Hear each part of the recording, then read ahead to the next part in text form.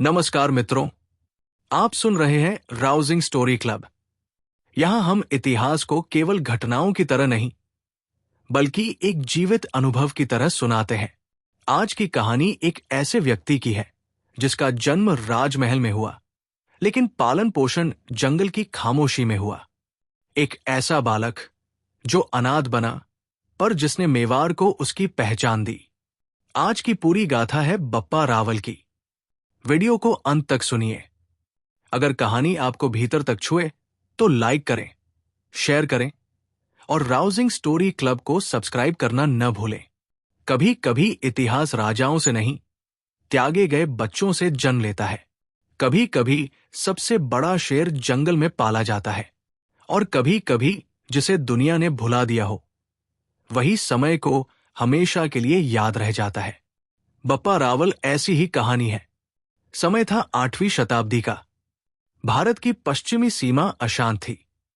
सिंध की ओर से विदेशी सेनाएं धीरे धीरे आगे बढ़ रही थी। कई छोटे राज्य या तो पराजित हो चुके थे या समझौता कर चुके थे। राजाओं के भीतर भय था और आम लोगों के जीवन में असुरक्षा भर चुकी थी। उसी समय अरावली की पहाड़ियों में एक बालक अपनी पहचान से अनजान जीवन जी रहा था। उसका नाम था कालभोज। इतिहासकार मानते हैं कि कालभोज का जन्म गुहिल वंश में हुआ था। यही वंश आगे चलकर मेवाड़ की पहचान बना। लेकिन उस समय ये वंश संघर्ष और अस्थिरता के दौर से गुजर रहा था। अध्याय 1।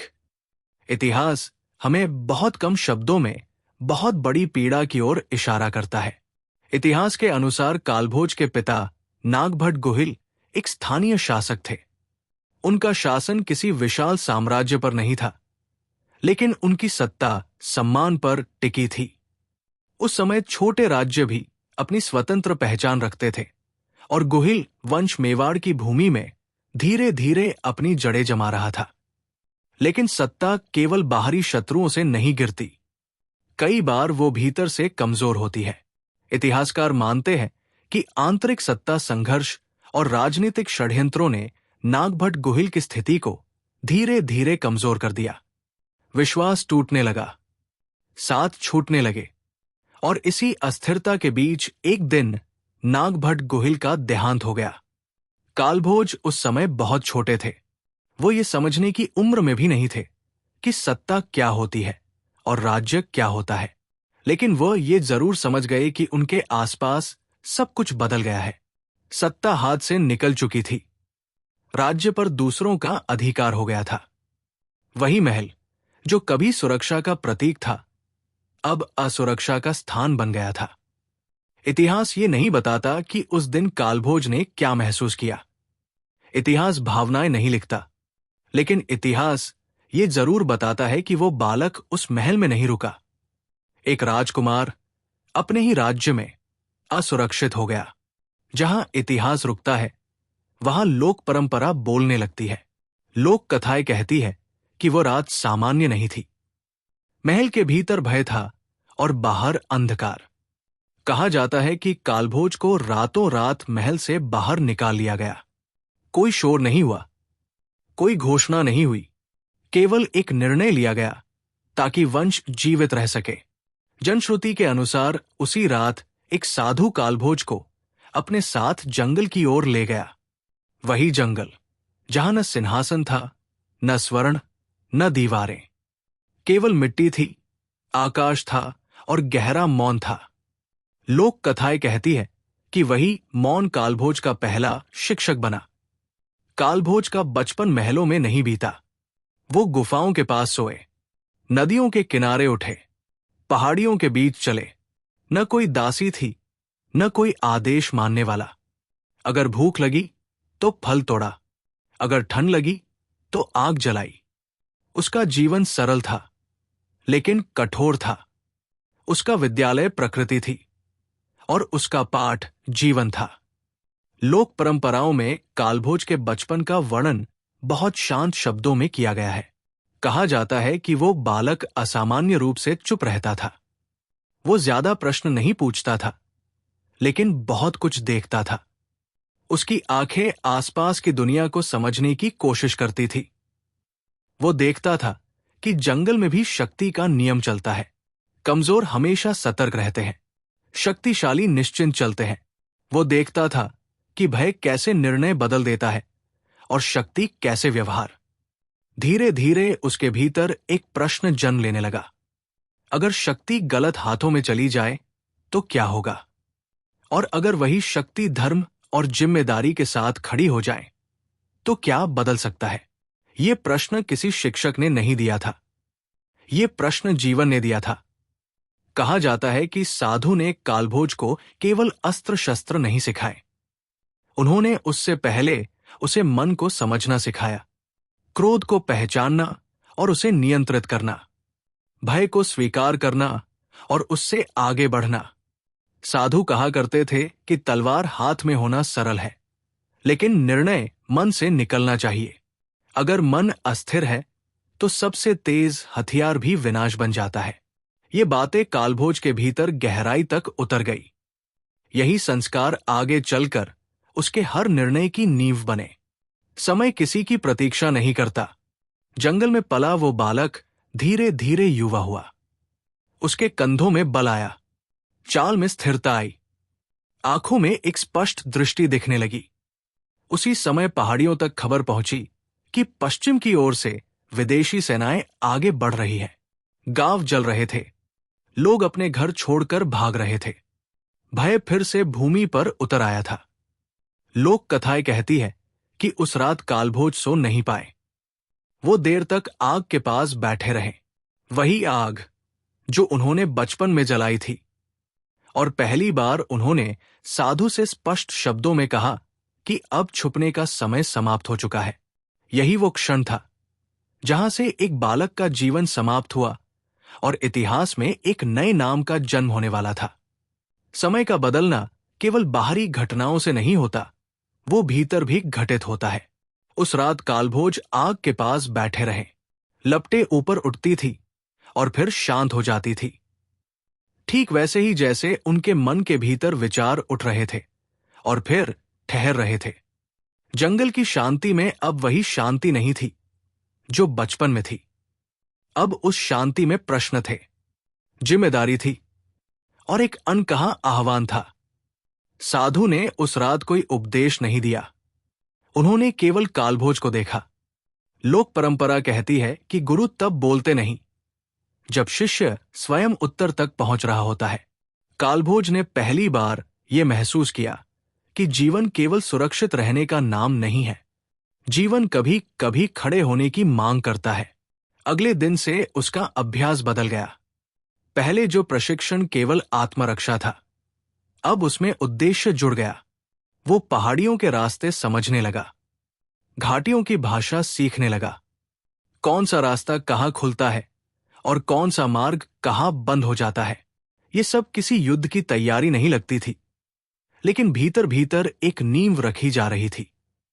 लोक कथाएं कहती है कि कालभोज अब लोगों की बातों पर अधिक ध्यान देने लगे। जो चरवाहे जंगल से गुजरते थे, जो व्यापारी रास्तों से लौटते थे, जो ग्रामीण भय के कारण पलायन कर रहे थे, वो सबकी बातें सुनते थे। वो जानना चाहते थे कि भय कहाँ से आ रहा है और कहाँ टिकता है, क्योंकि वो समझ चुके थे कि जब तक भय का स्रोत नहीं समझा जाएगा तब तक उसका अंत नहीं किया जा सकता। इतिहासकार इस दौर को कालभोज का मौन काल कहते हैं। कोई युद्ध नहीं, कोई घोषणा नहीं, कोई सत्ता की मांग नहीं, केवल तैयारी, केवल अवलोकन, केवल सीखना। ये वही समय था जब एक भावी शासक अपने भीतर आकार ले रहा था। जंगल में रहकर कालभोज ने यह भी देखा कि शक्ति हमेशा हिंसा से नहीं आती। कई बार शक्ति अनुशासन से आती है, कई बार शक्ति धैर्य से आती है। साधु ने उन्हें सिखाया था कि जो व्यक्ति अपने मन को जीत लेता है वही बाहरी युद्ध के योग्य होता है। ये शिक्षा अब केवल शब्द नहीं रही थी, ये व्यवहार बन चुकी थी।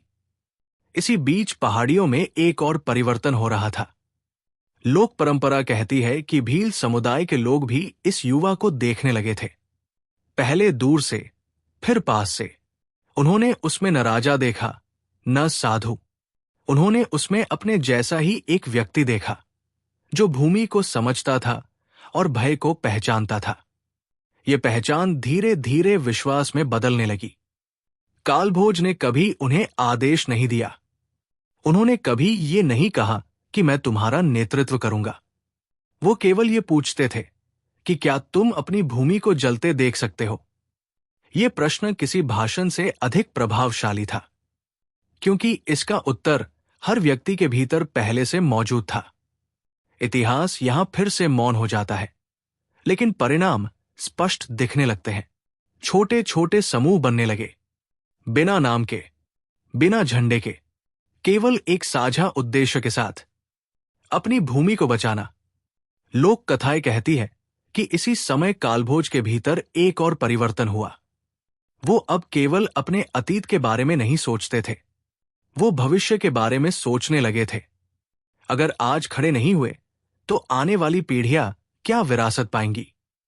ये प्रश्न उन्हें भीतर से बेचैन करता था।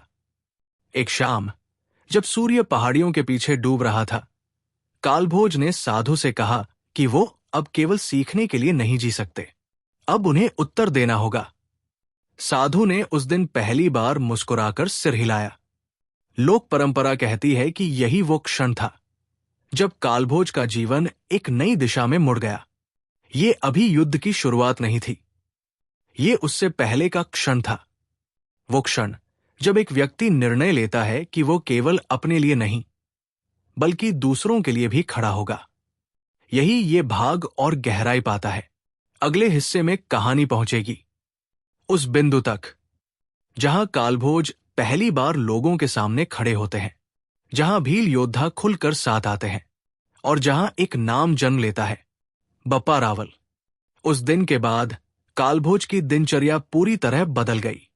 अब वो केवल जंगल में रहने वाला युवक नहीं था, वो एक ऐसा व्यक्ति बन चुका था जिसके भीतर जिम्मेदारी आकार ले रही थी। सुबह होने से पहले उठना, पहाड़ियों के रास्तों का निरीक्षण करना और दिन ढलने से पहले लोगों से संवाद करना, ये सब अब उसके जीवन का हिस्सा बन चुका था। लोक परंपरा कहती है कि कालभोज ने कभी किसी को इकट्ठा करने का आह्वान नहीं किया। लोग स्वयं उसके पास आने लगे। कोई अपनी जली हुई झोपड़ी की कथा सुनाने आता था, कोई अपने लूटे हुए पशुओं की, कोई अपने भय की। कालभोज सबको सुनता था। वो समाधान तुरंत नहीं देता था, वो पहले समझता था, क्योंकि वो जान चुका था कि सुना जाना ही भय का पहला उपचार होता है। धीरे धीरे पहाड़ियों में ये बात फैलने लगी कि एक युवक है जो आदेश नहीं देता लेकिन मार्ग दिखाता है, जो स्वयं को राजा नहीं कहता लेकिन दूसरों को सम्मान देता है। ये बात भील समुदाय के भीतर सबसे पहले पहुंची।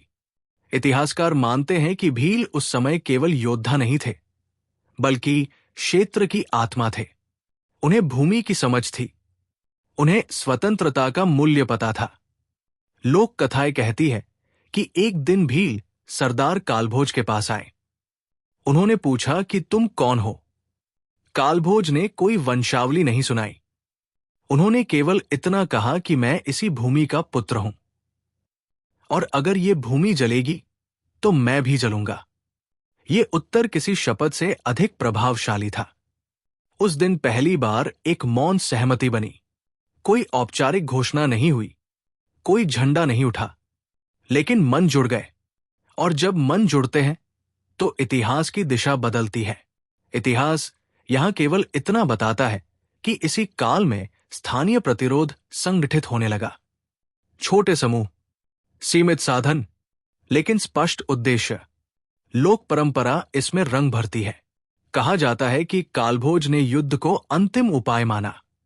उन्होंने पहले मार्ग बंद किए, सूचना रोकी, बाहरी सेनाओं को भ्रम में रखा। यह रणनीति तलवार से नहीं, समझ से जन्मी थी। साधु अब कम बोलते थे, क्योंकि शिष्य अब समझने लगा था।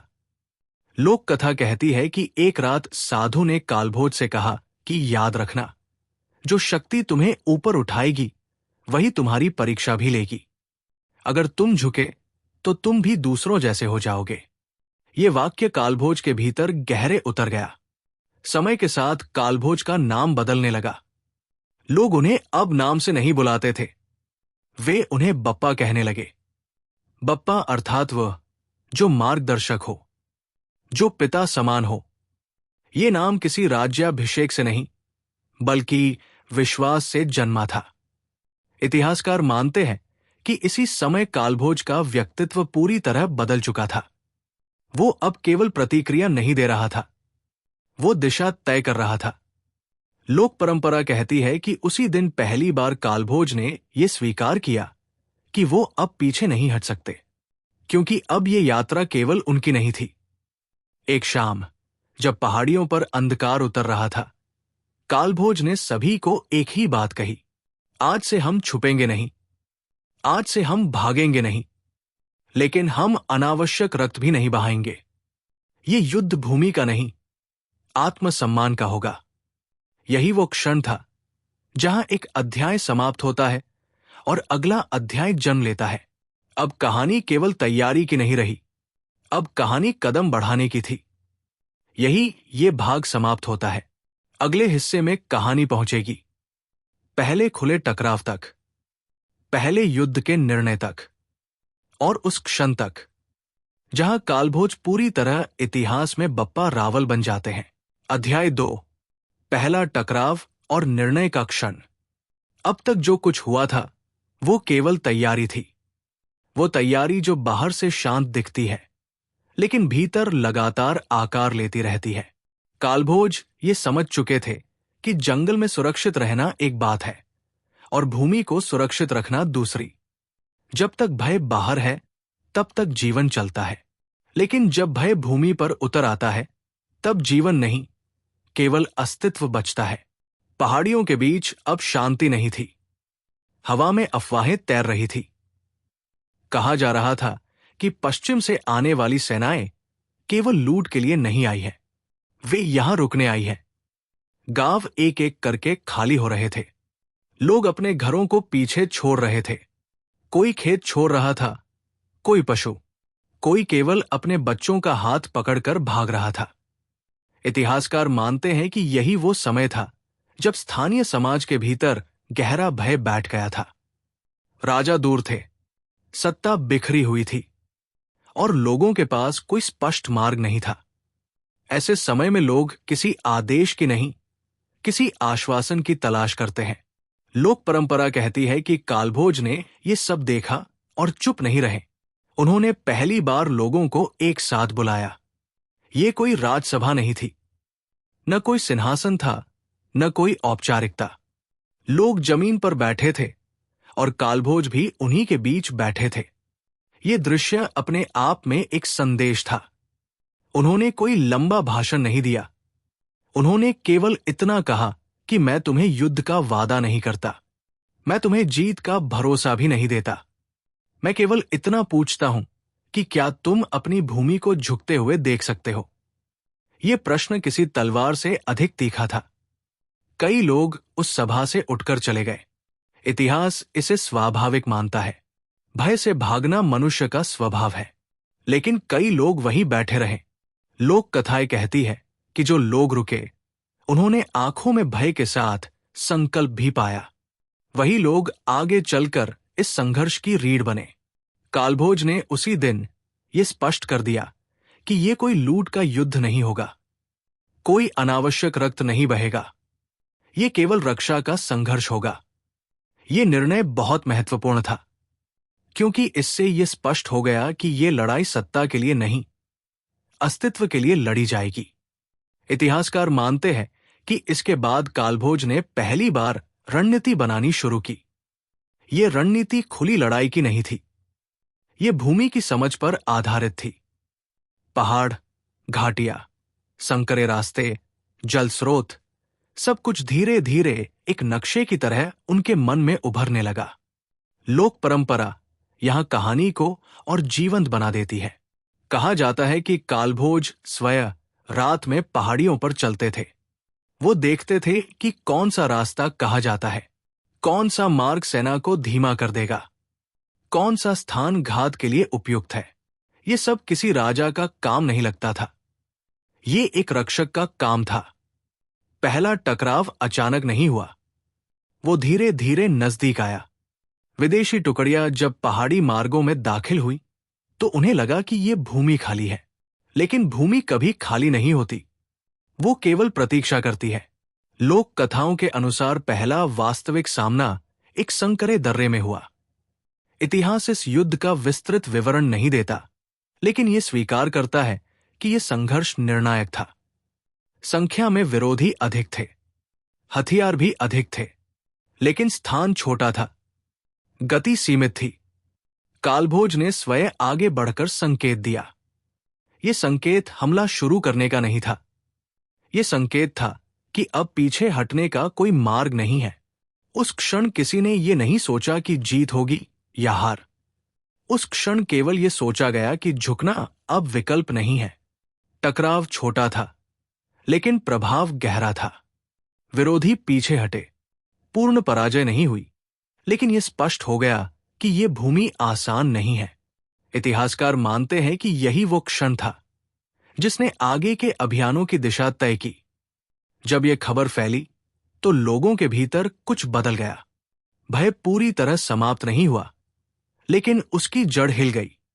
पहली बार लोगों ने देखा कि बाहरी शक्ति को रोका जा सकता है। लोक परंपरा कहती है कि उसी दिन कालभोज की पहचान बदल गई। एक वृद्ध ने उन्हें बप्पा कहकर पुकारा। यह संबोधन सम्मान का था। बप्पा अर्थात वह जो पिता समान रक्षा करता है। धीरे धीरे ये नाम फैलने लगा, और जब लोगों ने देखा कि वो केवल रक्षा ही नहीं कर रहे बल्कि उत्तरदायित्व भी उठा रहे हैं, तब उनके नाम के साथ रावल जुड़ गया। इतिहासकार मानते हैं कि यहीं से कालभोज इतिहास में बप्पा रावल के रूप में दर्ज होने लगे। ये कोई औपचारिक राज्याभिषेक नहीं था, ये जनता की स्वीकृति थी, और इतिहास में इससे बड़ी मुहर कोई नहीं होती। लेकिन बप्पा रावल जानते थे कि ये केवल पहला कदम है। पहला टकराव कभी अंतिम नहीं होता, वो केवल ये बताता है कि रास्ता संभव है। उसी रात उन्होंने सबको स्पष्ट शब्दों में कहा कि आगे का मार्ग कठिन होगा, इसमें त्याग होगा, इसमें हार भी होगी, लेकिन अगर हम डटे रहे तो ये भूमि कभी सिर नहीं झुकाएगी। यही वो क्षण था जब संघर्ष केवल प्रतिक्रिया नहीं रहा, वो एक दिशा बन चुका था। और यही अध्याय बप्पा रावल की कहानी को साधारण से असाधारण की ओर ले जाता है। पहले टकराव के बाद शांति नहीं आई, लेकिन भय भी वैसा नहीं रहा। ये एक अजीब सा समय था जहां लोग पूरी तरह निश्चिंत नहीं थे, पर पूरी तरह टूटे हुए भी नहीं थे। इतिहासकार मानते हैं कि यही वो क्षण होता है जब संघर्ष या तो बिखर जाता है या फिर संगठित हो जाता है। बप्पा रावल ने इसी क्षण को पहचाना। उन्होंने किसी विजय का उत्सव नहीं मनाया, उन्होंने किसी को ये नहीं कहा कि हम जीत गए। उन्होंने केवल इतना कहा कि अब हमें और सावधान रहना होगा, क्योंकि पहला प्रतिरोध अक्सर दूसरे अधिक कठोर प्रतिरोध को जन्म देता है। ये बात साधारण लोगों के लिए नई थी, लेकिन बप्पा रावल इसे पहले ही समझ चुके थे। लोक परंपरा कहती है कि अगले दिनों में बप्पा रावल ने लोगों को छोटे छोटे समूह में बांट दिया। कोई समूह मार्गों पर निगरानी करता था, कोई समूह जल स्रोतों की रक्षा करता था, कोई केवल संदेश पहुंचाने का कार्य करता था। ये युद्ध केवल तलवारों का नहीं था, ये धैर्य और अनुशासन का युद्ध था। इतिहासकार मानते हैं कि इस चरण में विदेशी सेनाओं को सबसे अधिक भ्रम हुआ। उन्हें स्पष्ट शत्रु नहीं दिख रहा था, कोई खुला मैदान नहीं था, कोई सीधी लड़ाई नहीं थी, केवल अचानक होने वाले टकराव और फिर शांति। ये शांति वास्तविक नहीं थी, ये पहाड़ियों की शांति थी जो हर कदम पर परीक्षा लेती है। लोक कथाएं कहती है कि कुछ संघर्ष इतने छोटे थे कि उन्हें युद्ध कहना भी कठिन है। कभी एक पुल के पास टकराव हुआ, कभी एक घाटी में, कभी एक जंगल के किनारे। हर बार उद्देश्य एक ही था, आगे बढ़ने से रोकना, थकाना, मनोबल तोड़ना। बप्पा रावल ने हर टकराव के बाद लोगों को एक ही बात समझाई, हम जीतने के लिए नहीं लड़ रहे हैं, हम टिके रहने के लिए लड़ रहे हैं। ये वाक्य धीरे धीरे लोगों के भीतर उतर गया। इससे हार का डर कम होने लगा, क्योंकि जब उद्देश्य टिके रहना हो तो हर दिन जो बचा वही जीत बन जाता है। इतिहास ये स्वीकार करता है कि इस समय कई स्थानीय सरदार भी इस प्रतिरोध से जुड़े, कुछ खुलकर, कुछ चुपचाप। लोक परंपरा कहती है कि बप्पा रावल ने किसी को नीचा नहीं दिखाया। जो भी जुड़ा उसे सम्मान मिला, क्योंकि वो जानते थे कि यह संघर्ष किसी एक व्यक्ति का नहीं है।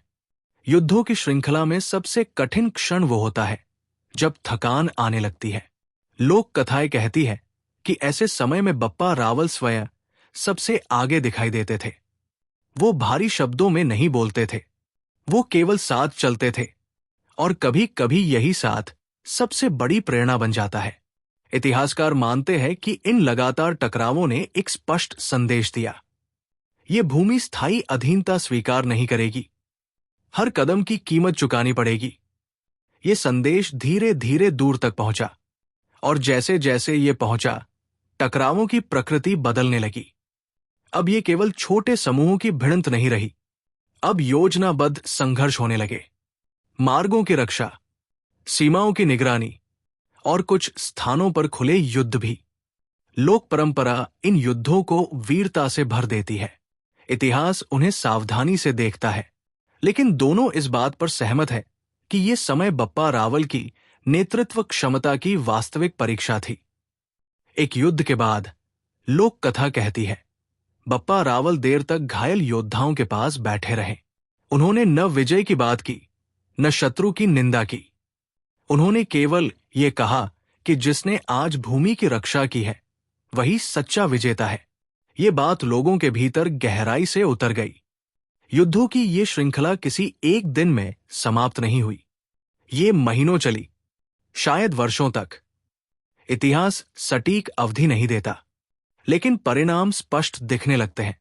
लोग लौटने लगे, गांव फिर से बसने लगे, खेतों में जीवन लौटने लगा। ये परिवर्तन अचानक नहीं था, ये संघर्ष का फल था। लोक परंपरा कहती है कि इसी समय बप्पा रावल का नाम दूर दूर तक फैल गया, लेकिन उन्होंने इसे अपनी उपलब्धि नहीं माना। उन्होंने कहा कि नाम नहीं, भूमि बची है, यही पर्याप्त है। ये वाक्य उनके स्वभाव को दिखाता है। वो विजय को थामते नहीं थे, वो उसे छोड़ देते थे। युद्धों की श्रृंखला ने बप्पा रावल को एक और बात सिखाई। हर युद्ध बाहर नहीं लड़ा जाता, कुछ युद्ध भीतर लड़े जाते हैं। अहंकार के विरुद्ध, क्रोध के विरुद्ध, और सत्ता की लालसा के विरुद्ध। यही कारण था कि हर विजय के साथ वो और अधिक संयमी होते चले गए। यही ये अध्याय एक और गहराई प्राप्त करता है। ये अब केवल युद्धों की कथा नहीं है, ये नेतृत्व के परिपक्व होने की कथा है। ये उस व्यक्ति की यात्रा है जो संघर्ष के बीच भी संतुलन नहीं खोता। अगले हिस्से में कहानी पहुंचेगी मेवाड़ की पुनर्स्थापना के निर्णायक चरण तक, जहां युद्धों का उद्देश्य स्पष्ट रूप से शासन और व्यवस्था की ओर मुड़ता है, और जहां बप्पा रावल केवल युद्ध के नायक नहीं बल्कि राज्य के आधार बनते हैं। अध्याय 3, मेवाड़ की पुनर्स्थापना और शासन की नींव। लगातार संघर्षों के बाद भूमि ने धीरे धीरे सांस लेना शुरू किया। ये सांस किसी उत्सव की तरह नहीं आई, ये उस व्यक्ति की सांस जैसी थी जो लंबे समय तक भय में जीने के बाद पहली बार निश्चिंत होकर आंखें बंद करता है। चारों ओर शांति दिख रही थी, लेकिन ये शांति अभी नई थी, ये कच्ची थी, और कच्ची शांति को सबसे अधिक सावधानी की आवश्यकता होती है। इतिहासकार मानते हैं कि यही वो समय था जब बप्पा रावल के संघर्ष का स्वरूप पूरी तरह बदल गया। अब युद्ध का शोर पीछे छूट चुका था। अब तलवारें केवल हाथ में नहीं थी, मन में भी रखी जा रही थी। अब लक्ष्य केवल रोकना नहीं था, अब लक्ष्य था संभालना, क्योंकि जो भूमि बचा ली जाती है उसे संभालना उससे कहीं अधिक कठिन होता है। युद्धों की लंबी श्रृंखला ने यह स्पष्ट कर दिया था कि बाहरी शक्ति को रोका जा सकता है। यह संदेश दूर दूर तक पहुंच चुका था, लेकिन बप्पा रावल ये भी समझ चुके थे कि केवल रोक देना पर्याप्त नहीं होता। अगर रोकने के बाद भूमि खाली रह जाए तो वही खालीपन किसी नए भय को जन्म देता है। भय हमेशा तलवार से नहीं आता, कई बार वो अव्यवस्था से आता है। बप्पा रावल ने लोगों से कहा कि अगर हम केवल लड़ते रहे तो भूमि थक जाएगी, और अगर हम व्यवस्था नहीं बनाएंगे तो हमारी हर विजय अस्थायी होगी। ये शब्द साधारण थे, लेकिन इन शब्दों के पीछे गहरी समझ थी। उन्होंने पहली बार युद्ध और शासन के बीच का अंतर लोगों के सामने रखा। इतिहास ये बताता है कि इसी समय बप्पा रावल ने युद्ध से अधिक ध्यान संगठन पर देना शुरू किया। ये संगठन किसी राज दरबार से नहीं चला, ये संगठन आदेशों से नहीं चला, ये संगठन गांव गांव से चला। उन्होंने सबसे पहले ये जानने की कोशिश की कि कौन कहा गया है, कौन क्यों गया है, और कौन लौटना चाहता है लेकिन डर के कारण लौट नहीं पा रहा। ये जानना आसान नहीं था। लोग बिखरे हुए थे, कुछ जंगलों में थे, कुछ दूर के क्षेत्रों में शरण लिए हुए थे। लेकिन बप्पा रावल ने जल्दी नहीं की। उन्होंने दूत भेजे, उन्होंने संदेश भिजवाए, और हर संदेश में एक ही बात रखी गई, भूमि सुरक्षित की जा रही है। लोक परंपरा कहती है कि बप्पा रावल ने किसी को आदेश नहीं दिया कि लौट आओ। उन्होंने ये नहीं कहा कि ये तुम्हारा कर्तव्य है। उन्होंने केवल ये कहा कि अगर तुम लौटना चाहो तो तुम्हारा स्वागत होगा। ये संदेश साधारण था, लेकिन इसका प्रभाव गहरा था, क्योंकि भय में जी रहा मन आदेश से नहीं, भरोसे से लौटता है। धीरे धीरे लोग लौटने लगे। कोई टूटी हुई झोपड़ी के साथ लौटा, कोई खाली हाथ लौटा, कोई केवल अपने बच्चों को लेकर लौटा। किसी के पास अतीत का दुख था, किसी के पास भविष्य का डर। बप्पा रावल ने किसी से ये नहीं पूछा कि तुम क्यों भागे थे। उन्होंने किसी को दोषी नहीं ठहराया। उन्होंने केवल एक प्रश्न पूछा, अब क्या चाहिए? ये प्रश्न शासन की नींव था, क्योंकि जो शासक ये पूछता है कि अब क्या चाहिए, वो अतीत की गलती से आगे बढ़ने का मार्ग खोल देता है। यही कारण था कि लोग धीरे धीरे विश्वास करने लगे।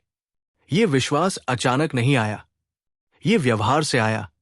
इतिहासकार मानते हैं कि इसी दौर में मेवाड़ की पहली सुरक्षा व्यवस्था बनी।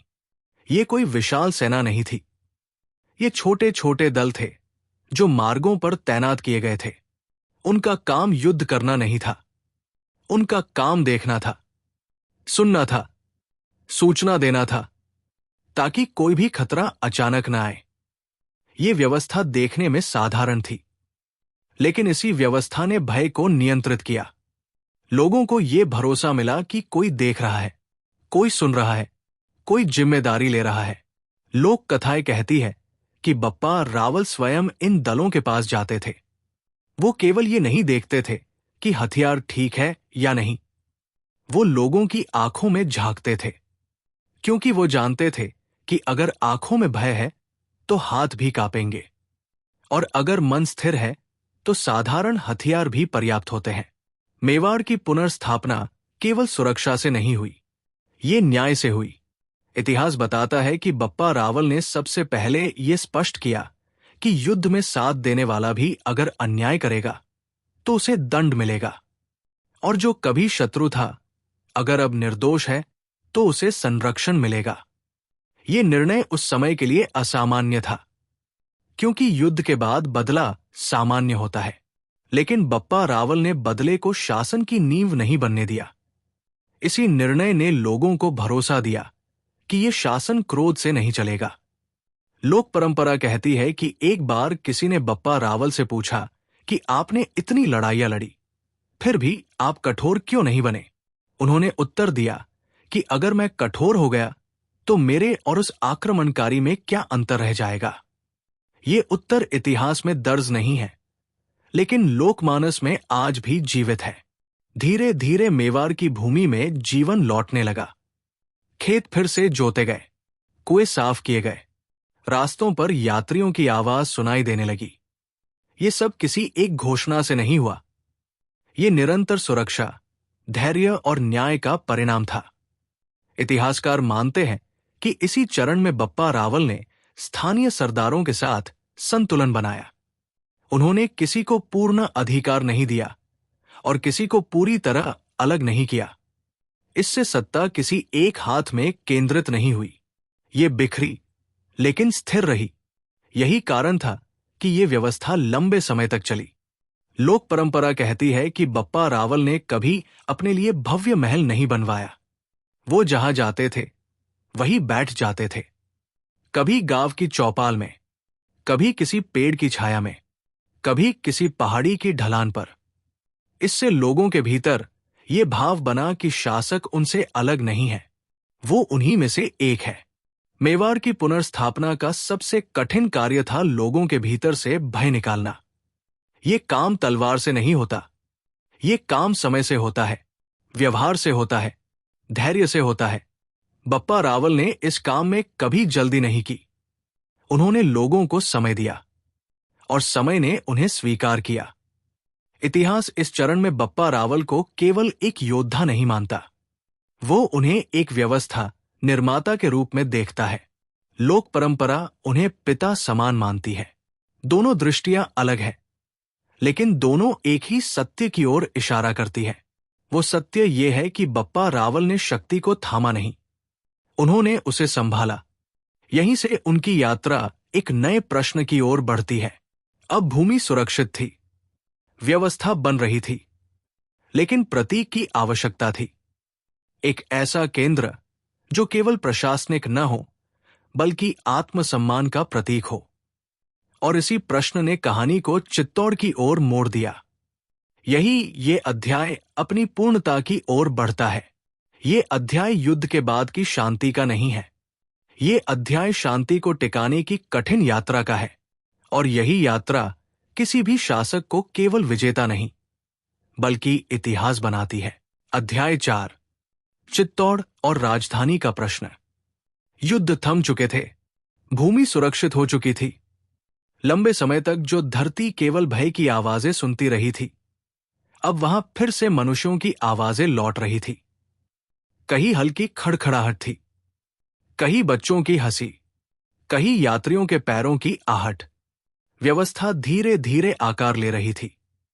लेकिन इसी स्थिरता के बीच एक ऐसा प्रश्न खड़ा था जिसका उत्तर तलवार से नहीं दिया जा सकता था। यह प्रश्न निर्णय का था। यह प्रश्न था राजधानी का। हर राज्य की आत्मा उसकी राजधानी में बसती है। वही स्थान यह तय करता है कि सत्ता किस भाव से चलेगी। वही स्थान इतिहास को दिशा देता है, और वही स्थान आने वाली पीढ़ियों को यह सिखाता है कि यह राज्य भय से बना था या आत्मसम्मान से। बप्पा रावल इस बात को भली भांति समझते थे। इतिहासकार मानते हैं कि इस समय बप्पा रावल के सामने कई विकल्प खुले थे। वो किसी सुरक्षित पहाड़ी क्षेत्र को केंद्र बना सकते थे, जहां पहुंचना कठिन हो और आक्रमण आसान न हो। वो कई छोटे प्रशासनिक केंद्र बनाकर शासन चला सकते थे, ताकि किसी एक स्थान पर सारा भार न आए। ये सभी विकल्प व्यावहारिक थे, लेकिन बप्पा रावल केवल व्यावहारिक निर्णय नहीं लेना चाहते थे, वो अर्थपूर्ण निर्णय लेना चाहते थे। उनकी दृष्टि एक ऐसे स्थान पर जाकर ठहर गई जो केवल सुरक्षित नहीं था बल्कि प्रतीक था। वो स्थान था चित्तौड़। इतिहास इस बिंदु पर सावधान हो जाता है। वो स्वीकार करता है कि चित्तौड़ उस समय एक महत्वपूर्ण दुर्ग था।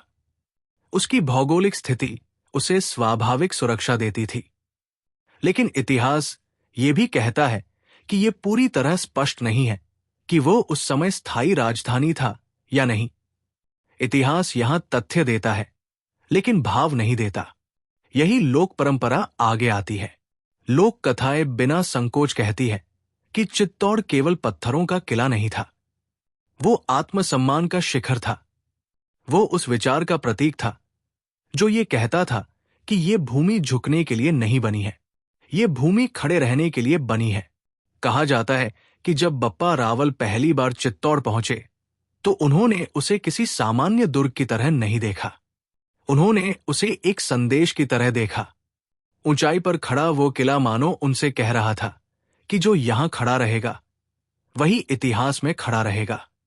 ये केवल दीवारों की ऊंचाई नहीं थी, ये विचारों की ऊंचाई थी। लोक परंपरा ये भी कहती है कि बप्पा रावल ने चित्तौड़ को युद्ध से नहीं, विश्वास से जीता। वहां के लोगों ने उन्हें इसलिए स्वीकार किया क्योंकि उन्होंने सुरक्षा दी, भय नहीं।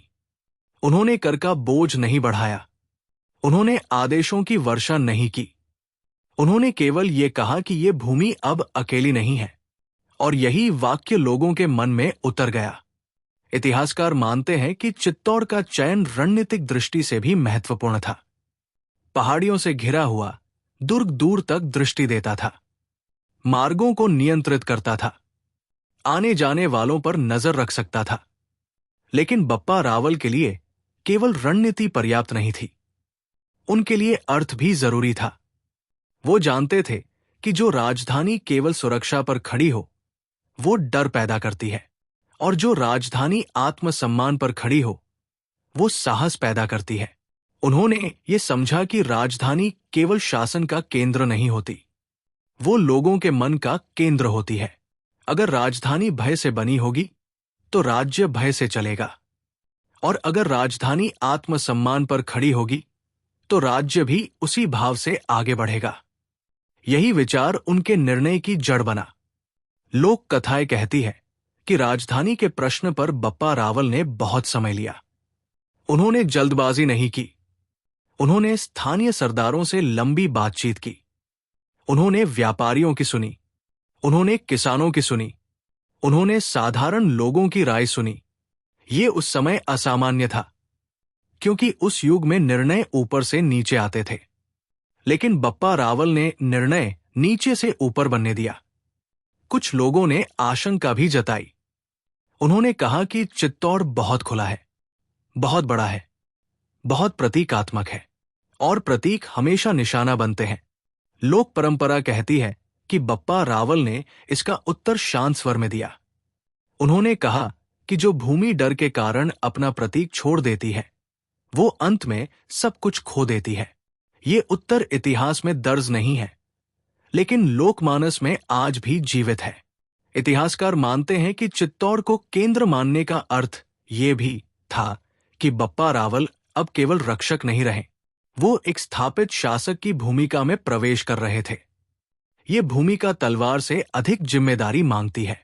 युद्ध में निर्णय क्षणिक होते हैं, शासन में निर्णय पीढ़ियों को प्रभावित करते हैं, और बप्पा रावल इस अंतर को समझते थे। लोक कथाएं कहती है कि जब चित्तौड़ को केंद्र बनाया गया तो कोई भव्य राज्याभिषेक नहीं हुआ, कोई विशाल उत्सव नहीं मनाया गया, कोई दिखावा नहीं किया गया। केवल एक शांत घोषणा हुई कि यहां से भूमि की रक्षा और व्यवस्था चलाई जाएगी। यही सादगी उनकी पहचान बन गई। धीरे धीरे चित्तौड़ केवल प्रशासनिक केंद्र नहीं रहा, वो स्मृति का केंद्र बन गया। लोग जब उसे देखते थे तो उन्हें युद्ध की आग याद नहीं आती थी, उन्हें सुरक्षा की अनुभूति होती थी। उन्हें यह महसूस होता था कि ये भूमि किसी ने थाम रखी है। इतिहास ये भी बताता है कि चित्तौड़ के साथ ही मेवाड़ की पहचान मजबूत हुई। ये पहचान किसी वंश के नाम से नहीं बनी, ये पहचान संघर्ष और संतुलन से बनी, और यही पहचान आगे चलकर पीढ़ियों तक जीवित रही। लोक परंपरा में चित्तौड़ को माता के रूप में देखा गया, एक ऐसी माता जिसने अपने बच्चों को झुकने नहीं दिया। बप्पा रावल इस माता के रक्षक बने, स्वामी नहीं। ये भेद बहुत सूक्ष्म है, लेकिन बहुत गहरा है, क्योंकि जो स्वयं को स्वामी मानता है वो अधिकार चाहता है, और जो स्वयं को रक्षक मानता है वो उत्तरदायित्व निभाता है। इस अध्याय में एक और महत्वपूर्ण परिवर्तन हुआ। बप्पा रावल ने पहली बार ये अनुभव किया कि हर निर्णय युद्ध जितना कठिन नहीं होता, कुछ निर्णय उससे भी कठिन होते हैं। युद्ध में शत्रु सामने होता है, निर्णय में शत्रु भीतर होता है, भय, संदेह और जिम्मेदारी। चित्तौड़ का चयन उस भीतर के युद्ध की विजय था। यहीं से बप्पा रावल की कहानी एक और चरण में प्रवेश करती है। अब प्रश्न केवल भूमि बचाने का नहीं रहा, अब प्रश्न ये बन गया कि इस भूमि की आत्मा को कैसे सुरक्षित रखा जाए। यही प्रश्न उन्हें जीवन के अगले चरण की ओर ले जाने वाला था। यही ये अध्याय अपनी पूर्णता को प्राप्त करता है। ये अध्याय युद्ध के बाद की शांति का नहीं है, ये अध्याय शांति को टिकाने की कठिन यात्रा का है, और यही यात्रा किसी भी शासक को केवल विजेता नहीं बल्कि इतिहास बनाती है। अध्याय 5, अंतिम चरण और संन्यास की ओर बढ़ता मन। जब कोई व्यक्ति लंबे समय तक युद्धों के बीच जीता है, तो एक दिन ऐसा आता है जब शांति भी उसे अजनबी लगने लगती है।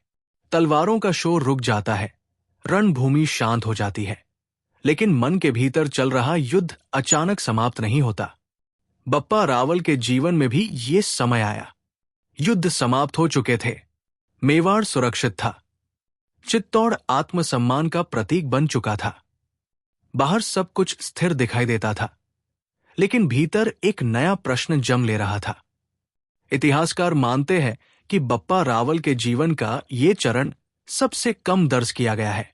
शिलालेख यहां संक्षिप्त हो जाते हैं, युद्धों के नाम, तिथियां और स्थान पीछे छूट जाते हैं, घटनाएं कम और संकेत अधिक मिलते हैं, लेकिन यही संकेत बताते हैं कि ये समय उनके जीवन का सबसे गहरा समय था, क्योंकि अब उनके सामने कोई बाहरी शत्रु नहीं था। अब सामना स्वयं से था। युद्ध के समय निर्णय सरल होते हैं, शत्रु सामने होता है, संकट स्पष्ट होता है, लेकिन शांति के समय निर्णय कठिन हो जाते हैं, क्योंकि तब शत्रु भीतर होता है। महत्वाकांक्षा, अहंकार और सत्ता से जुड़ाव। बप्पा रावल इस सत्य को अनुभव कर रहे थे। लोक परंपरा इस मौन को शब्द देती है।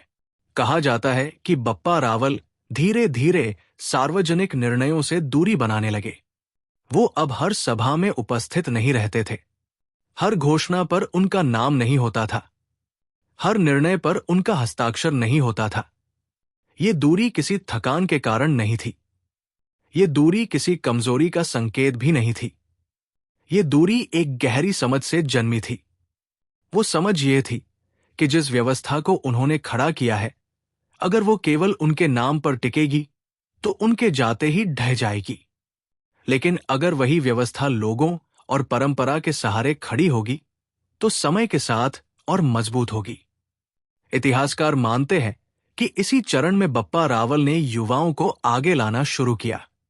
वे युवक जो युद्धों में परखे गए थे, वे लोग जिन्होंने कठिन समय में संयम दिखाया था, वे लोग जो केवल साहसी नहीं थे बल्कि जिम्मेदार भी थे। बप्पा रावल उन्हें केवल आदेश नहीं देते थे, वो उनके निर्णय सुनते थे, कभी सहमत होते थे, कभी असहमत, लेकिन हर बार उन्हें सोचने का अवसर देते थे। धीरे धीरे वो पीछे हटते गए, लेकिन ये पीछे हटना पलायन नहीं था, ये त्याग था। वो त्याग जो केवल वही कर सकता है जिसने पहले पूरी जिम्मेदारी उठाई हो। लोक कथाएं कहती है कि कई लोगों को ये परिवर्तन समझ में नहीं आया। कुछ ने सोचा कि शायद बप्पा रावल अब पहले जैसे नहीं रहे। कुछ ने ये भी कहा कि शायद अब उन्हें शासन में रुचि नहीं रही। लेकिन बप्पा रावल जानते थे कि सच्चा शासक वो नहीं होता जो सत्ता को पकड़े रखे। सच्चा शासक वो होता है जो सही समय पर सत्ता को छोड़ना जानता हो। इतिहासकार मानते हैं कि यही वो समय था जब बप्पा रावल ने यह स्वीकार किया कि सत्ता स्थायी नहीं होती, स्थायी होती है केवल परंपरा। अगर परंपरा मजबूत हो जाए तो व्यक्ति का नाम अपने आप इतिहास में टिक जाता है। ये समझ उन्हें पहले युद्ध में नहीं आई थी, ये समझ उन्हें शांति में आई।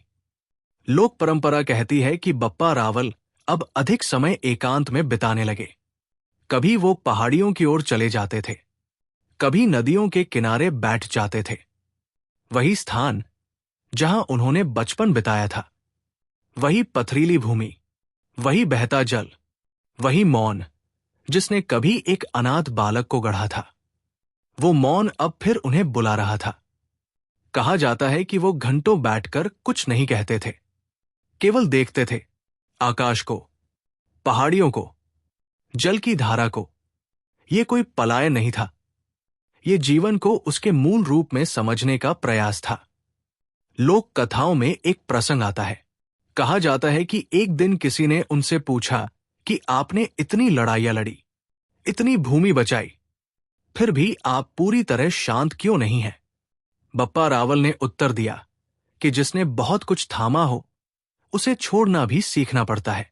ये उत्तर किसी नीति ग्रंथ में नहीं मिलता, लेकिन लोकमानस में आज भी जीवित है। इतिहास ये संकेत देता है कि बप्पा रावल ने शासन का भार पूरी तरह अपने उत्तराधिकारियों को सौंप दिया था। उन्होंने ये सुनिश्चित किया कि व्यवस्था व्यक्ति पर निर्भर न रहे। उन्होंने ये देखा कि निर्णय लेने की प्रक्रिया चलती रहे, भले ही उनका नाम उसमें न हो। यही किसी भी शासक की अंतिम परीक्षा होती है, और इसी परीक्षा में बप्पा रावल सफल रहे। लोक परंपरा उन्हें इस चरण में साधक के रूप में देखती है। कहा जाता है कि उन्होंने सादा जीवन अपनाया, न आडंबर, न प्रदर्शन, न वैभव का आग्रह, केवल आत्मचिंतन। ये लोक कथा उन्हें एक योद्धा से आगे एक विचार में बदल देती है। इतिहास इस पर मौन है, लेकिन ये मौन भी विरोध नहीं करता। बप्पा रावल के अंतिम दिनों का कोई भव्य विवरण नहीं मिलता, न कोई अंतिम युद्ध, न कोई विशाल उत्सव, न कोई घोषणा। और यही इस कहानी को और गहरा बनाता है, क्योंकि जो व्यक्ति जीवन भर शोर के बीच रहा हो, अगर वो मौन में विलीन हो जाए तो वही उसका सबसे बड़ा कथन बन जाता है। लोक कथाएं कहती है कि उन्होंने अंत में यही कहा कि भूमि को कभी व्यक्ति से बड़ा समझना। व्यक्ति चला जाएगा, भूमि रहेगी। यही भाव उनके पूरे जीवन का सार था। उन्होंने भूमि को बचाया, लेकिन उसे कभी अपना नहीं कहा। उन्होंने सत्ता संभाली, लेकिन उसे कभी पकड़ा नहीं।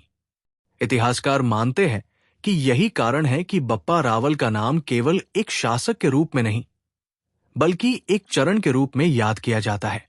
वो एक आरंभ थे, एक ऐसी शुरुआत जिसने मेवाड़ की आत्मा को दिशा दी। उनके बाद आने वाले शासकों ने किले बनाए, सेनाएं बढ़ाई, युद्ध लड़े, इतिहास में उनके नाम दर्ज हुए। लेकिन जिस नींव पर यह सब खड़ा हुआ वो बप्पा रावल की थी। और नींव का नाम इतिहास में कम लिया जाता है, लेकिन वही सब कुछ संभालती है। यही बप्पा रावल की जीवन यात्रा पूर्ण होती है, एक अनाथ बालक से लेकर एक शासक तक, और एक शासक से लेकर एक विचार तक। यही उनकी सबसे बड़ी विरासत है। ये अध्याय केवल अंत नहीं है, ये उस मौन की शुरुआत है जो इतिहास में गूंजता रहता है। जब कोई व्यक्ति इतिहास बनाता है तो उसका जीवन केवल घटनाओं की श्रृंखला नहीं रहता, वो एक प्रतीक बन जाता है। बप्पा रावल भी अंत में एक नाम नहीं, बल्कि एक विचार बन गए थे। वो विचार ये था कि शक्ति का अर्थ केवल जीत नहीं होता, शक्ति का अर्थ होता है जिम्मेदारी, और जिम्मेदारी का अर्थ होता है सही समय पर आगे बढ़ना और सही समय पर पीछे हट जाना। बप्पा रावल के जीवन का अंतिम चरण किसी विजय गीत के साथ समाप्त नहीं हुआ। वो किसी सिंहासन पर बैठकर अमर नहीं हुए, वो चुपचाप इतिहास में विलीन हो गए। लेकिन यही उनका सबसे बड़ा कथन था। उन्होंने ये दिखाया कि जो व्यक्ति सत्ता को छोड़ सकता है वही वास्तव में सत्ता के योग्य होता है। एक अनाथ बालक जिसे रातों रात महल से निकाल दिया गया था, उसने उसी भूमि को सुरक्षा दी, उसने उसी भूमि को आत्मसम्मान दिया, और अंत में उसी भूमि को दूसरों के भरोसे छोड़ दिया। ये छोड़ना हार नहीं था, ये पूर्णता थी। इतिहास उन्हें एक शासक के रूप में याद करता है, लोक परंपरा उन्हें एक रक्षक के रूप में याद करती है। लेकिन जब दोनों स्मृतियां एक साथ आती हैं तो बप्पा रावल एक मार्ग बन जाते हैं, ऐसा मार्ग जिस पर चलकर सत्ता सेवा बनती है और युद्ध रक्षा। आज जब हम उनकी कहानी सुनते हैं तो हमें तलवारें नहीं दिखती, हमें निर्णय दिखते हैं, हमें साहस दिखता है, और सबसे अधिक हमें संतुलन दिखता है। वही संतुलन जो हर युग में दुर्लभ होता है। जीवन के पाठ। पहला जीवन पाठ यह है कि परिस्थितियां जन्म तय कर सकती हैं, लेकिन भविष्य नहीं। बप्पा रावल अनाथ बने, लेकिन उन्होंने स्वयं को असहाय नहीं माना। उन्होंने परिस्थिति को अपनी दिशा बनाने दिया, न कि अपनी सीमा। दूसरा जीवन पाठ यह है कि सच्ची शक्ति दिखाने में नहीं, संभालने में होती है। जो व्यक्ति जीत के बाद भी संयमी रह सके, वही वास्तव में शक्तिशाली होता है। बप्पा रावल ने हर विजय के साथ अहंकार नहीं बढ़ाया, बल्कि जिम्मेदारी बढ़ाई। तीसरा जीवन पाठ यह है कि त्याग कमजोरी नहीं होता। सही समय पर छोड़ा गया अधिकार आने वाली पीढ़ियों के लिए स्थिरता बन जाता है। बप्पा रावल ने सत्ता छोड़ी, लेकिन परंपरा छोड़कर नहीं गए। आपने इस कहानी से क्या सीखा? कमेंट में जरूर लिखें। मित्रों, आपने अभी जो कहानी सुनी वो केवल अतीत की कथा नहीं थी, वो आज के समय के लिए भी एक आईना थी। अगर आपको ये यात्रा भीतर तक छू गई हो तो वीडियो को लाइक करें, अपने मित्रों के साथ शेयर करें और राउजिंग स्टोरी क्लब को सब्सक्राइब करना न भूलें। हम फिर मिलेंगे एक नई सच्ची कहानी के साथ। तब तक याद रखिए, इतिहास केवल पढ़ा नहीं जाता, इतिहास जिया जाता है।